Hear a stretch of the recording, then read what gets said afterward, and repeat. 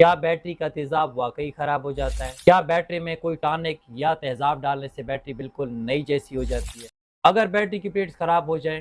तो क्या उसकी प्लेट्स नई डलवानी चाहिए या नई बैटरी खरीदना बेहतर है? अस्सलाम वालेकुम दोस्तों, उम्मीद है आप सब लोग खैरियत से होंगे। मैं हूँ मोहम्मद साकिब और आप देख रहे हैं हमारा यूट्यूब चैनल एलआर इंजीनियरिंग। दोस्तों, आज की वीडियो में हम आपको बताएँगे कि आपकी बैटरी आप बिल्कुल न्यू बैटरी खरीद के जाते हैं और उसके बाद कुछ दिन यूज़ करने के बाद आपकी बैटरी का बैकअप बिल्कुल ज़ीरो हो जाता है और वो आप चार्ज भी करते हैं लेकिन उसके बावजूद वो आपको बैटरी बैकअप नहीं देती है। इसका क्या रीज़न है और क्या वजूहात है कि आपकी बैटरी आपको बैकअप देना छोड़ देती है? इस बैटरी का क्या रीज़न होता है? क्यों वो बैटरी आपको चार्ज होने के बावजूद आपको बैकअप नहीं देती है और आप उस बैटरी के बैकअप से सैटिस्फाइड नहीं होते हैं? दोस्तों, साथ में एक दूसरा टॉपिक भी है। इसी वीडियो में हम आपको बताएँगे कि आजकल आप लोग देखते होंगे कि वीडियोज़ में अक्सर बताते हैं कि ये कोई ब्लू कलर का एसिड है या रेड कलर का एसिड है या कोई टॉनिक है जिसको आप बैटरी के अंदर डाल देते हैं, तो पुरानी ख़त्म से ख़त्म बैटरीज़ भी जो होती हैं, जो बिल्कुल स्क्रैप के लायक होते हैं, उन बैटरीज़ में अगर आप वो टॉनिक, वो एसिड डालते हैं, तो वो बैटरी आपकी बिल्कुल न्यू बैटरी जैसी परफॉर्मेंस देना शुरू कर देती हैं। इस बात में कितनी हकीकत है, कितनी रियलिटी है, क्या वाक़ई आपकी बैटरी बिल्कुल न्यू बैटरी जैसी हो जाती है या वैसे ही आपकी इन्वेस्ट ज़ाया हो जाती है? इस पे भी बात करेंगे और साथ में दोस्तों इसके अलावा हमारे पास थर्ड टॉपिक है। क्योंकि टाइम की कमी की वजह से हम एक ही वीडियो में 2-3 टॉपिक्स पे बात करते हैं ताकि आप लोगों के नॉलेज में इज़ाफ़ा हो सके। थर्ड टॉपिक पे हम इसी वीडियो में बात करेंगे, अगर आपकी बैटरी ख़राब हो जाती है और उसकी प्लेट्स ख़राब हो जाती हैं, तो क्या वो बैटरी की प्लेट्स आपको रिप्लेस करनी चाहिए या नहीं करनी चाहिए और किस किस्म की बैटरी की सिर्फ प्लेट आप न्यू प्लेट डलवा सकते हैं और किस किस्म की बैटरी को आपने प्लेट्स नहीं डलवानी है और उसको स्क्रैप करना है। अगर इस तरह के सवालात ने आप लोगों को कंफ्यूज किए हुए हैं और आप लोग इसका दुरुस्त जवाब चाहते हैं, तो वीडियो को प्लीज़ पूरा देखिएगा। दोस्तों, तो सबसे पहले हम बैटरी के एसेट्स पे बात करेंगे कि आपकी बैटरी का एसेट क्यों ख़राब हो जाता है और क्या वाकई आपकी बैटरी का एसेट ख़राब होता है। दोस्तों, आप बिल्कुल न्यू बैटरी लेके जाते हैं और वो बैटरी आपको शुरू में कुछ दिन बहुत ही अच्छा बैकअप देती है, लेकिन आपका 1 दिन या 2 दिन के यूसेज के बाद आपकी बैटरी का जो बैकअप है वो कम हो जाता है या बिल्कुल ख़त्म हो जाता है या बिल्कुल ज़ीरो बैकअप हो जाता है। दोस्तों, ऐसी बैटरी को जब आप दोबारा से रिपेयर सेंटर पे लेके जाते हैं या किसी सर्विस सेंटर पे लेके जाते हैं, तो वहाँ पर आपको बताया जाता है कि आपकी बैटरी का तेज़ाब ख़राब हो चुका है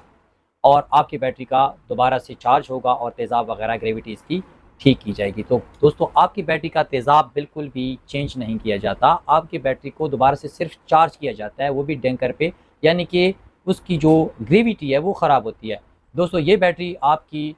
इस हालत में जो आने की वजह है वो आपकी बैटरी का यूसेज है। आप अपनी बैटरी को डीप डिस्चार्ज तक डिस्चार्ज करते हैं, जो कि आप घर पर उसको दोबारा चार्ज नहीं कर सकते हैं। ना वो चार्जर आपको चार्ज करके दे सकता है, ना यूपीएस आपको चार्ज करके दे सकता है। दोस्तों, आपने सिंपली क्या करना है कि आपने इस तरह का एक डीसी वोल्ट मीटर ले लेना है।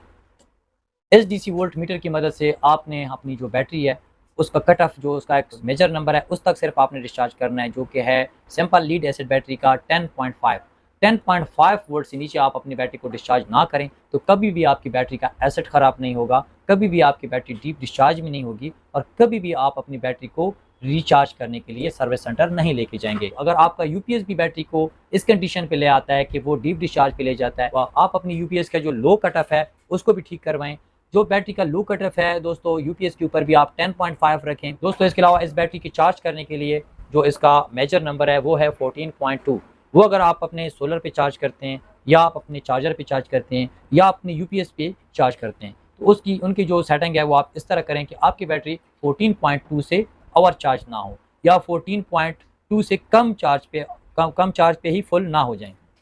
इन दोनों सूरतों पे आपकी बैटरी ख़राब हो सकती है। अगर आपकी बैटरी 14.2 से ओवर चार्ज हो रही है तो आपकी बैटरी का जो तेज़ाब है, आपकी बैटरी का जो एसिड है, उसकी ग्रेविटी बढ़ जाएगी और वो बैटरी गर्म भी होगी और उसका लाइफ साइकिल भी ख़राब होगा। और अगर आपकी बैटरी 14.2 से कम वोल्ट पे चार्ज हो रही है दोस्तों, तो फिर भी उसकी ग्रेविटी ख़राब होगी और वो आपको अच्छा बैकअप नहीं देगी। दोस्तों, जब भी आप अपनी ऐसी बैटरी को जिसका तेज़ाब ख़राब हो गया हो या जो बैकअप ना देती हो, बिल्कुल न्यू बैटरी हो और आप चार्ज करा के लेके जाते हैं और उसके चार्ज के कुछ 1 या 2 दिन के बाद वो फिर से उसी हालत में आ जाती हो, तो ऐसी बैटरी का दुकानदार भी आपको क्लेम नहीं करके देता है। वो दुकानदार भी आपको आप बैटरी चार्जिंग के आपसे पैसे लेता है। तो दोस्तों, आप लोगों ने अपनी बैटरी को इस कंडीशन में लाने से कैसे बचाना है? तो दोस्तों, चलें आपको दिखाते हैं कि डीसी वोल्ट मीटर कैसे काम करता है। ये आपको मार्केट में 150 से 200 रुपए की कीमत में किसी भी इलेक्ट्रिक स्टोर से मिल जाएगा। उसके साथ आप इस तरह की फ्लेक्सिबल वायर लगा के और आगे से आप क्लैप्स लगा लें, तो ये जो नेगेटिव पॉइंट है ये हमारे ब्लैक टर्मिनल पे लगेगा बैटरी के, और ये जो पॉजिटिव पॉइंट है हमारे, ये हमारी बैटरी के पॉजिटिव पॉइंट पे लगेगा। तो दोस्तों, ये आप देख सकते हैं हमारी जो बैटरी है ये इस वक्त 12.4 पे है।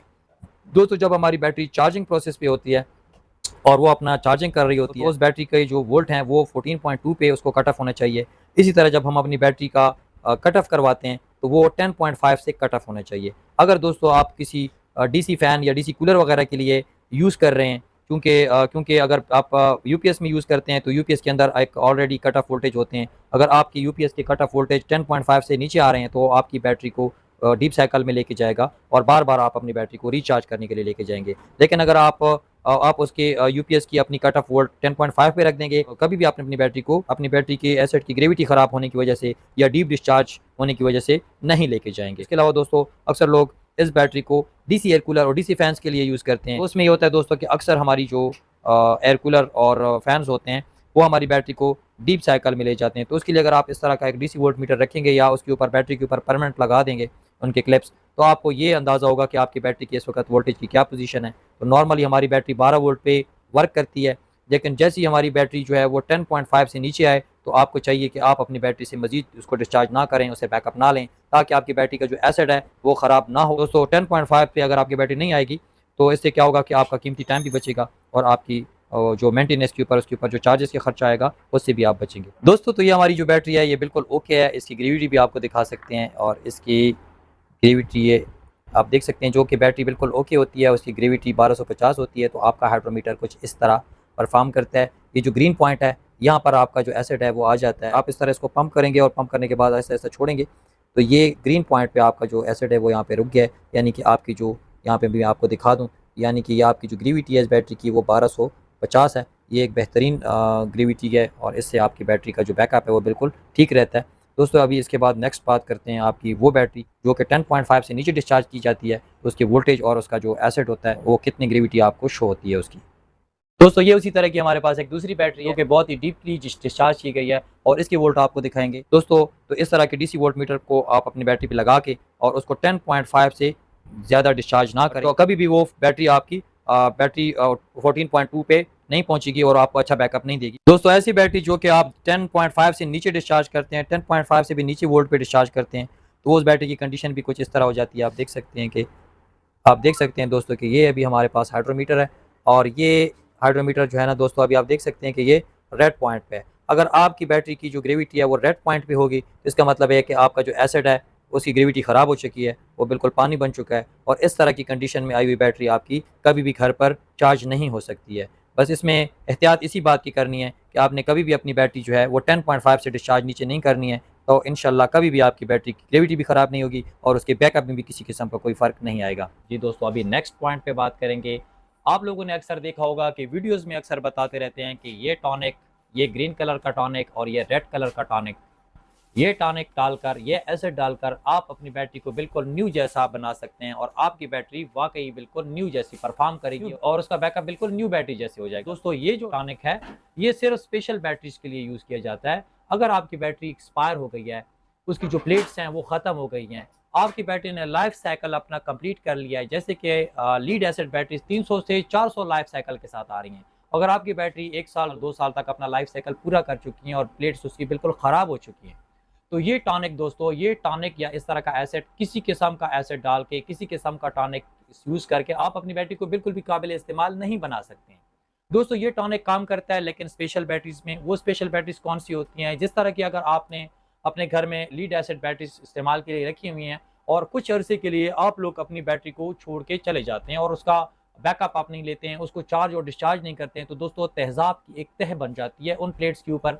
उसको बोलते हैं सल्फेट। सल्फेट एसिड की एक तह बन जाती है जिससे आपकी बैटरी का बैकअप बिल्कुल ज़ीरो हो जाता है या बहुत ही कम हो जाता है। तो इस किस्म की बैटरीज का उसका बैकअप दोबारा से बहाल करने के लिए, उस बैटरी को एक्टिव करने के लिए आप लोगों ने इस एसिड का यूज़ करना है। दोस्तों इस एसिड से, इस टॉनिक से सिर्फ वो बैटरीज, वो स्पेशल बैटरीज जो कि पड़े उनके जो प्लेट्स होती हैं उसके ऊपर जो तह जम गई है, इस एसिड का यूज़ करके आप लोगों ने अपनी प्लेट्स के ऊपर जमा हुआ जो सल्फेट की तह है उसको इसकी मदद से ख़त्म कर देना है, तो आपकी बैटरी वाकई आपको पहले जैसा बैकअप देने लगेगी। लेकिन इसके अलावा अगर आपकी बैटरीज ने अपना लाइफ साइकिल पूरा कर लिया है और उसकी प्लेट्स जो हैं वो बिल्कुल ख़राब हो गई हैं, टूट गई हैं, तो फिर आप अपनी इन्वेस्ट ना करें, इन चीज़ों में ना पड़ें, अपना कीमती टाइम और अपना पैसा ज़ाया ना करें, आपको किसी किस्म का कोई फ़ायदा नहीं होने वाला। प्यारे दोस्तों अभी हम अपनी बैटरी के थर्ड क्वेश्चन के ऊपर बात करेंगे। अक्सर हमारी बैटरी जो हैं वो यूज़ के बाद काफ़ी अर्सा यूज़ के बाद ख़राब हो जाती हैं और उनका बैकअप कम हो जाता है। जब हम बैटरी रिपेयर के लिए लेके जाते हैं या चेकअप के लिए लेके जाते हैं तो वहाँ पे हमें बताया जाता है कि आपकी बैटरीज़ की प्लेट्स ख़राब हो गई हैं, 1 प्लेट ख़राब हो गई है या 2 प्लेट्स ख़राब हो गई हैं। आपने इनको रिप्लेस करके आपकी बैटरी बिल्कुल न्यू बैटरी जैसे बैकअप देगी या फिर अच्छा बैकअप देने लगेगी। तो दोस्तों आप लोगों ने किन बैटरीज़ की प्लेट्स तब्दील करनी है, ये हम आपको बता देते हैं। दोस्तों अगर आपकी बैटरी अगर आपने परचेज़ की है और उसकी 6 माह वारंटी है, आपने 6 माह उसको यूज़ किया है और 8 माह या 9 माह के बाद आपकी बैटरी ने बैकअप छोड़ दिया है, आप अपनी बैटरी को रिपेयर के लिए लेके गए हैं, वहाँ पर आपको बताया गया है कि आपकी बैटरी की 1 प्लेट या 2 प्लेट ख़राब हो चुकी है और इन प्लेट्स को रिप्लेस करके आप नई प्लेट्स डाल के आपकी बैटरी का बैकअप बिल्कुल अच्छा हो जाएगा और ज़्यादा बैकअप देने लगेगी। दोस्तों इसमें किस किस्म की बैटरी की प्लेट्स तब्दील करनी है और किस किस्म की बैटरी की प्लेट्स नहीं तब्दील करनी है, उससे अच्छा है आपको नई बैटरी परचेज़ कर लें, वो आपके लिए बेस्ट होगा। दोस्तों अगर आपकी बैटरी 6 माह की वारंटी के बाद ख़राब हो चुकी है, वो बैकअप नहीं दे रही है और आप लेके गए हैं वहाँ पर अपनी बैटरी को रिपेयर करने के लिए, तो वहाँ पर आपको बताया है कि ये 2 प्लेट्स ख़राब हैं। अगर आपकी बैटरी 6 माह की वारंटी के बाद 1 माह या 2 माह यानी 8 या 9 माह के बाद आपकी बैटरी की 1 प्लेट ख़राब हो गई है, तो बेशक आप अपनी बैटरी की 1 प्लेट या चलो 2 प्लेट्स आप उसकी रिप्लेस कर दें, तो वो बिल्कुल न्यू बैटरी होती है और उसकी बाकी जो प्लेट्स होती हैं वो बिल्कुल न्यू होती है। वो 1 प्लेट काम ना करने की वजह से आपकी बैटरी का बैकअप कम होता है, तो बेशक आप अपनी बैटरी की वो 1 प्लेट तब्दील कर लें।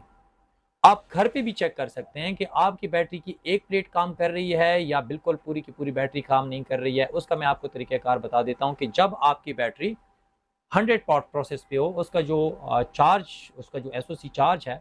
वो बिल्कुल आखिरी मराहल में हो, फुल होने वाली हो, यानी कि अभी फुल ना हुई हो, लेकिन वो 80 या 100% पे चार्ज हो रही हो। तो आपने सब अपनी बैटरीज़ की जितनी भी ढक्कन हैं, उनको खोल लेना है और किसी टार्च की मदद से आपने देखना है। दोस्तों अगर आपकी बैटरी की 6 कैप हैं, तो आपने इनको खोल लेना है और खोलने के बाद आपने ये चेक करना है कि अगर आपके 5 खानों के अंदर जो हैं वो बबल्स बन रहे हैं, वो हरकत में हैं, तो फिर तो आपकी बैटरी की 1 प्लेट ख़राब है। और अगर आपकी बैटरी की कंडीशन नहीं है और बिल्कुल न्यू बैटरी है और 1 प्लेट काम छोड़ गई है, वो बिल्कुल डेड है,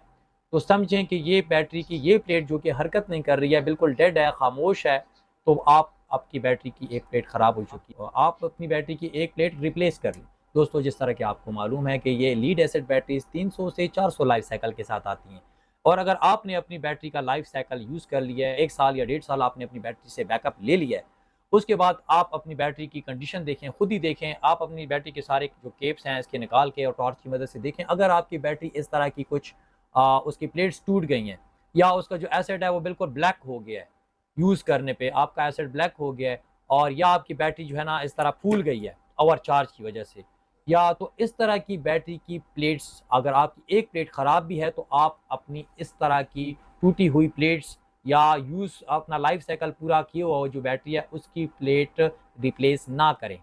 क्योंकि अगर आपने 1 प्लेट रिप्लेस करनी है, तो उसके 1 माह या 2 माह के बाद जो साथ में दूसरी प्लेट होगी फिर वो आपको रिप्लेस करनी पड़ेगी। फिर कुछ अरसे के बाद फिर 3rd प्लेट आपको रिप्लेस करनी पड़ेगी। तो इस तरह आपकी जो इन्वेस्ट है वो ज़ाया हो जाएगी, आपका कीमती टाइम भी ज़ाया हो जाएगा। बार-बार आप अपनी बैटरी को रिपेयर के लिए लेके जाएँगे, तो इससे अच्छा सजेशन ये है कि इस तरह की कंडीशन में जो बैटरी पहुँच जाती है, जिसकी प्लेट्स टूट